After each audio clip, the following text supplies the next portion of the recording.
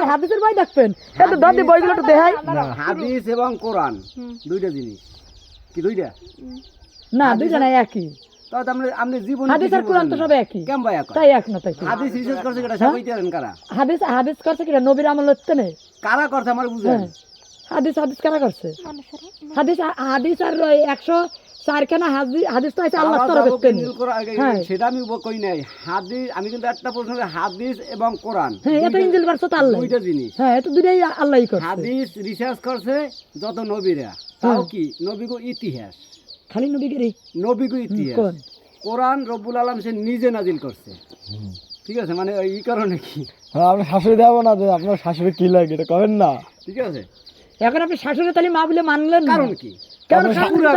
আপনার বউর মা কি হয় আপনার বউর মা চুপ খাও না আপনার বউর মা তাহলে আপনার কি হয় এটা কোন খালি আপনার বউ সে তো আমার সে তো শাশুড়ি বলছে আমার আত্মীয়র দাবি দেখে যেমন তুমি মনে করো শাশুড়ি লাগে না অর্থাৎ শালপুর কি কইছে বলছো গুনাহ ঠিক আছে কিন্তু এটা বলার ডাইরেক্ট গুনাহ পাগল না শাশুড়ি হয় না মালা না শাশুড়ি তো লাগে শাশুড়িও লাগে না আত্মীয় লাগে